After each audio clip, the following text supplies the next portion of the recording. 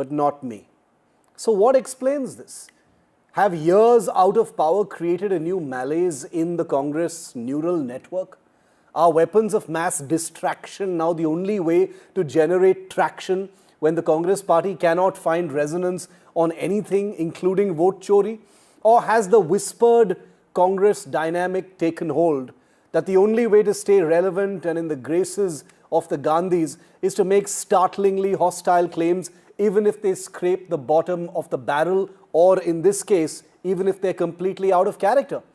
I have interviewed Mr. Chavan before. This does not fit. This is not him. Something has gone very, very wrong, and I want to ask what.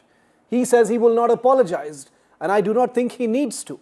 He says he is questioning the government, not the forces. Fair enough, and I believe him. The Congress has predictably distanced itself, its standard operating procedure, whenever one of its own creates discomfort.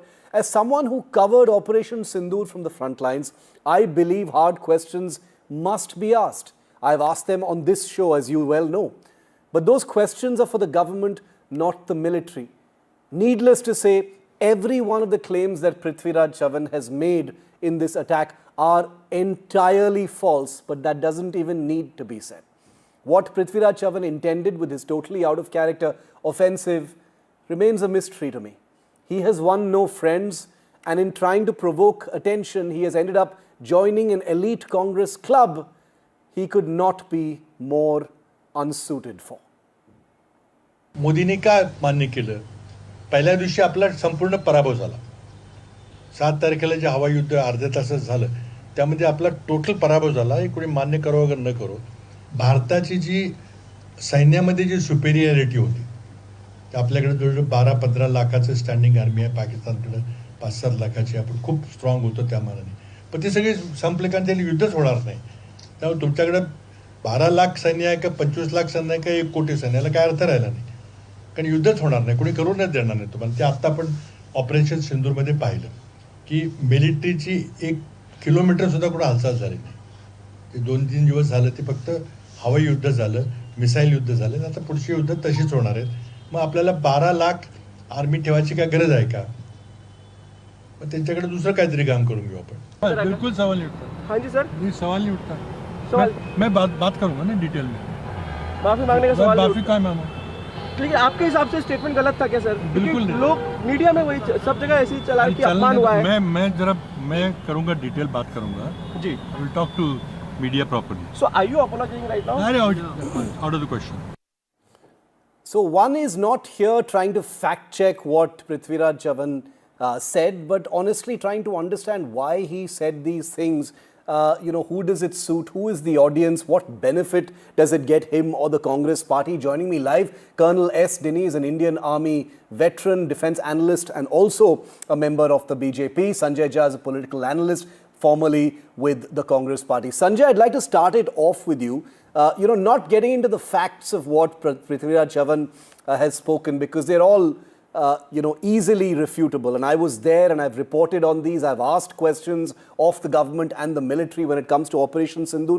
What was this about, Sanjay? I mean, not a loaded question. Prithviraj Chavan is someone I have known, I've interviewed. He's a sober elder, does not seek headlines, does not seek, confrontation or controversy. What was this about?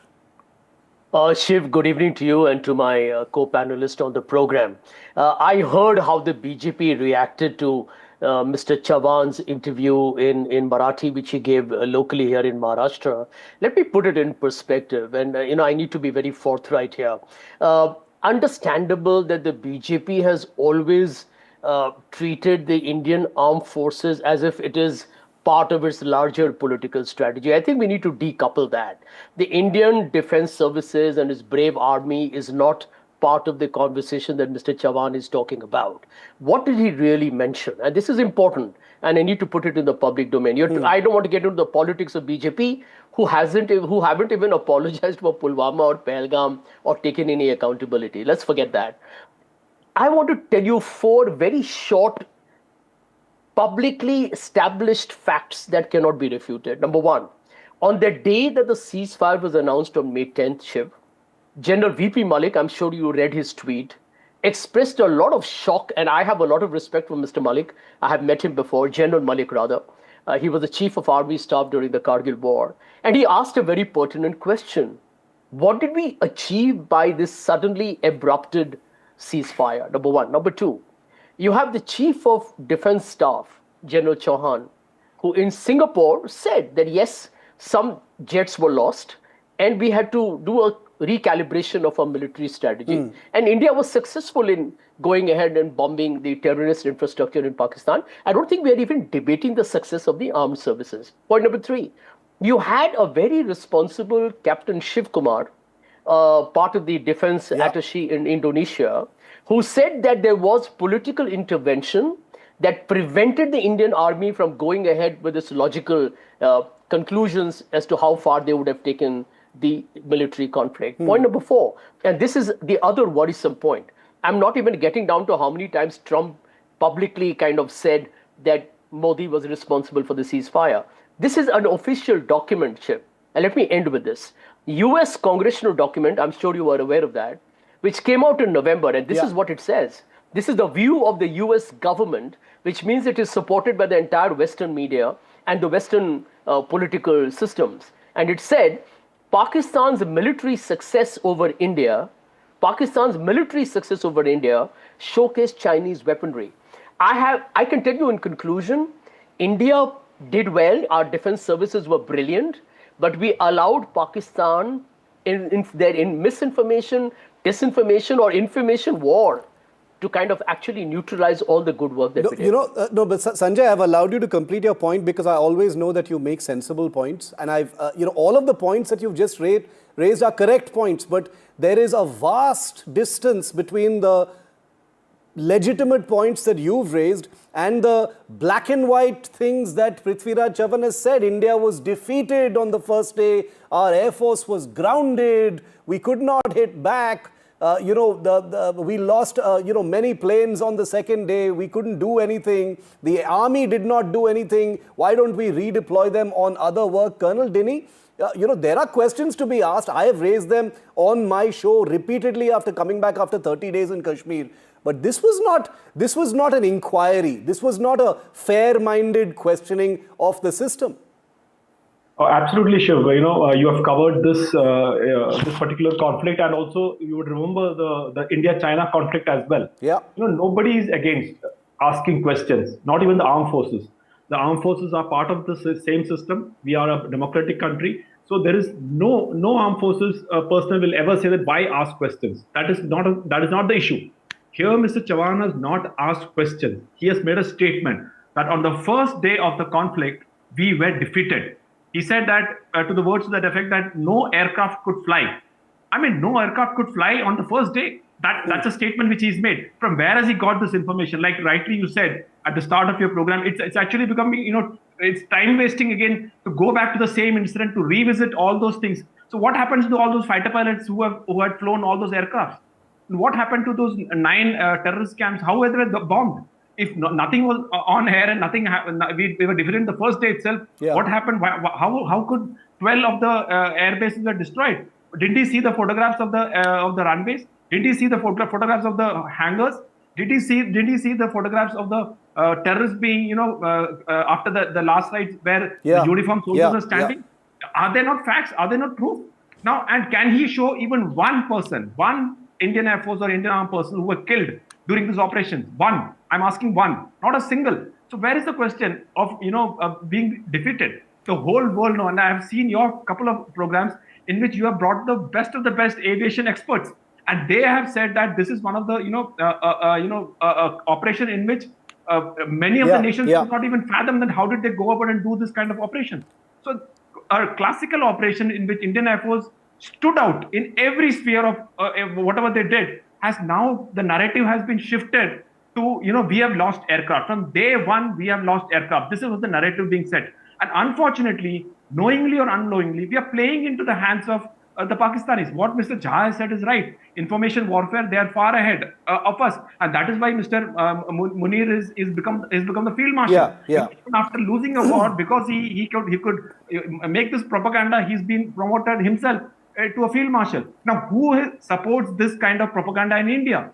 Who is asking about the number of aircrafts who were down? We have been covering so many operations across the country, across the world. Do you know one example in which the opposition constantly asked how many aircraft did we lose? Nobody ever said that this was an operation which was done well. You're right. The question you're asking is a correct one, Sanjay. I'm not. You know me well. You've known me for years. I feel information warfare is a secondary concern. I'm not even going to sit here and say one should not say this because Pakistan will take benefit from it and use it against us, because many a times there are questions that the opposition must ask which Pakistan might pick up. That shouldn't stop the opposition from asking questions. But these are preposterous claims that have been made by someone as senior and sober and usually measured as Prithviraj Chavan. There is a huge difference between some propagandist troll on social media and someone of the stature of a Prithviraj Chavan saying India was defeated and the Indian army did nothing during Operation Sindoor. Those are very, very far from the things you've raised, Sanjay. Yeah, Shiv, let me tell you, even I have a lot of respect for you, and I think the gentleman from the BJP is equally sounding nuanced. But I'll tell you where the problem lies. The elephant in the room is this. Donald Trump went on, he had the audacity actually to go to the UN General Assembly and talk about 7 jets. He didn't mention which country, of course, but he said it's 7 Trump, jets were brought. Sanjay, it's Trump. Just let me finish. Just let me finish it. You've seen what he's just said about Carl Reiner. I'm telling you what is the elephant in the room. The elephant in the room is when Trump makes preposterous statements or outrageous statements. Narendra Modi, as India's Prime Minister, has failed the country in not taking him head on. But that is not Prithviraj Chavan's complaint. That is not his complaint, Sanjay. Well, let me tell you, this is what fuels international conversations. I'll give you an example. Look at the Brazilian president. Look at the presidents or prime ministers of every country. Whether Trump threatens them on tariff or military confrontation, they have looked at him eyeball to eyeball and responded. India has been cornered, and you know that, Shiv. If you look at the current situation, Pakistan is whining and dining with both China and America. But Sanjay, that's a legitimate question for the government. But what Prithviraj Chavan has done, and I am not usually given to sentimentalism. I don't believe that at all. As a defense correspondent of many years, I believe the armed forces must definitely be questioned at every turn, and they deserve to be held accountable for everything that happens in a democracy. But my question is, the words of someone like a Prithviraj Chavan today don't hurt the government. They actually hurt only the armed forces by saying I definitely feel they were that defeated. We should not. The army didn't do anything. Maybe they can be given some other work. Who talks like that? Yeah, Who does I that agree benefit? with you. I agree with you on one thing completely, Shiv. That while it's okay to question the government and the BJP 100%, the BJP for sure, because I think the colonel on the program will know better than me, that I think this political party has actually exploited military success for its political gains, which is terribly immoral in my opinion. I would never do that. But here is my point. I agree with you that Mr. Chavan should have been a lot more conservative when making these statements, because he's a very respected gentleman. He's a senior colleague and a very dear friend of mine. And it can be subject to political exploitation, starting with the BJP. And it is. Are you even surprised? But yeah, I'm almost out of time. Colonel Dini, you want to take the final word? Also the direct question that Sanjay asked you. No, absolutely. See, as far as politicization goes, Indian Armed Forces, I can speak of Indian Armed Forces first, that no matter which government comes, Indian Armed Forces will do what they're supposed to do. That's period. Whether it is the Congress government 1971, whether it is Vajpayee government 1999, and now the present Modi government, they will do what they want. But what has changed now is that by constantly attacking Mr. Modi, Mr. BJP, now the attack is now directly to the armed forces. Now that is what Mr. Jha, I'm sure you will also appreciate, that saying that the Air Force was defeated in the first day, saying that 12 to 13 lakhs of Indian Army person did nothing. That is not attacking Mr. Modi. That is not attacking the BJP. That is attacking the Indian Armed Forces. That is what I'm not happy with. And people like me are, raising their voice about that. And that too, like what Shiv said, coming from a person of Mr. Chavan's stature, he's not an ordinary politician. He is well educated, Bits Pilani, and you know what. So now from a person like him saying, that means there is something wrong, which really needs to be addressed, and that's the core of the issue. Shiv, in my opinion, in India, we need to have more nuanced conversations, things have become so polarized and ugly. I agree. I think it's important to have disciplined, mature conversations. We can agree to disagree like the way we are doing on the program today. I mean, we agree on some things, we disagree on some. Yeah. But at the end of the day, it's a mature, very, shall we say, candid talk where we can actually say we agree on many points, but yes, on some, they're subject to their own subjectivity, which is okay.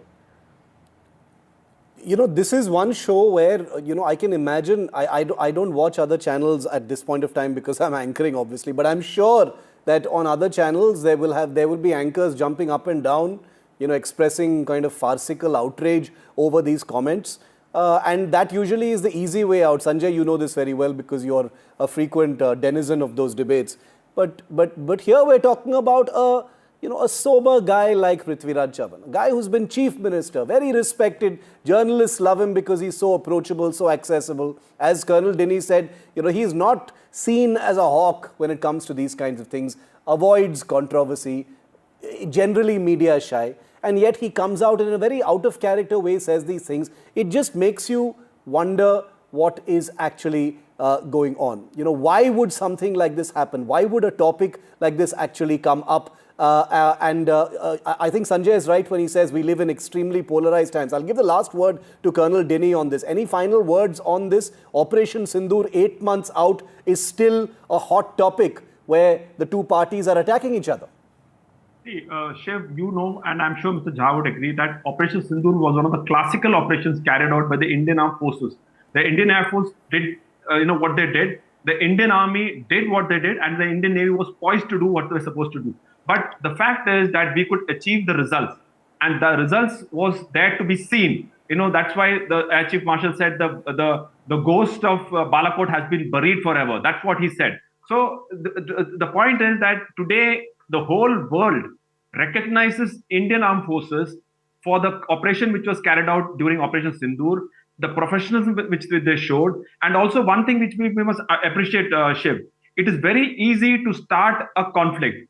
The way we stop the conflict, that also is a classical case, because in front of us, there are N number of operations which are carrying on for months together. But here we did what we were supposed to do and we finished it. And that message has gone across to Pakistan. And I'm sure, I'll just end with one last statement that today the US defense agencies, cooperative agencies, they have released $685 million to repair and refit F-16 aircraft and maintenance. Yeah. And that actually shows that there was a heavy damage which was carried out by our Indian Air Force, bombing and other things which happened. That is today's news. So everything you will take into consideration. Operation Sindoor is a landmark operation, and there is no doubt about it. We leave it there. Thanks very much. Yeah. This was a mature discussion. I'm out of time, but Sanjay, we'll have you back. We'll continue this maybe another day, but thank you very much to both Colonel Dinny and Sanjay for being with me. The buck stops here with Padmaja Joshi comes up next. Thanks for watching.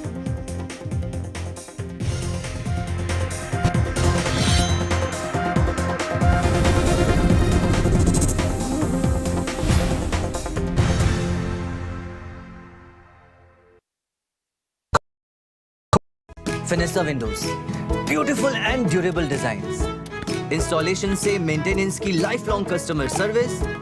आपके घर में फिनेस्टा नहीं है तो call कीजिए। Finer Fenesta. Namaste India. As you all know, I've been traveling around the world with my music. But this one is truly special. Something that's India. You all must have seen the magic that was created in Kun Faya Kun. Now it's your chance to experience it with me. So book your tickets from District app, and together let's create harmony of hearts. See you, Delhi. Other opposition parties. They argue, I conclude. They deflect, I drill down.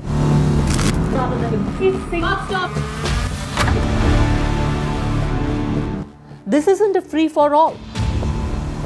It's a reckoning. No filler, no fog. Only the facts and where they lead. Every night at 9, the case closes because the buck stops here. They ruled the world. Won 1 billion hearts. Now, meet the champions who made the nation proud. The Indian women's cricket team at the NDTV Indian of the Year. The front lines of Kargil. The fury of Operation Sindoor. So many attacks. The chaos and cries of disaster zones.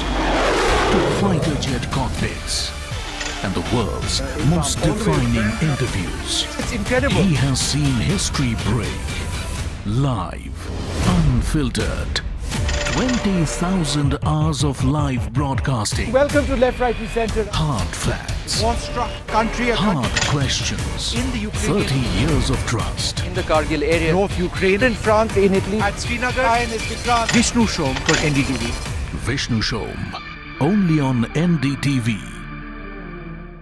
What does Sufism mean to you? Sufism is about love. Higher ideals are more fascinating than normal love song or anything. Talk about Khwaja Mere Khwaja, Kun Faya Kun. It's all about higher ideals. I'm bringing the same spirit to Delhi. So book your tickets from District app. See you, Delhi. Across the country. He has tracked the pulse of power from Washington to Korea. Witnessed history being made in global capitals and conflict zones. Brought clarity to complex issues of national security and international affairs. Aditya Raj Kaul, covering international affairs like no one else, only on NDTV network. I just feel very privileged in the film industry, an industry that I'm extremely proud of. I'm honored to receive this prestigious award. I feel overwhelmed that the NDTV has chosen me for this very special award. Thank you so very much. This means a lot to me. It's a great honor and a great privilege. Really blessed to get this, and I'm really happy. This is one of the few moments I'm going to be humble, so please record this properly, guys. आज का दिन सबसे पहले जो foot shoulders, जो presiding officers और जो team है उनको सेलिब्रेट करने का है. And the NDTV Indian of the Year Award 2025 goes to NDTV Indian of the Year 2025, 19 December, New Delhi. Ideas, inspiration, impact.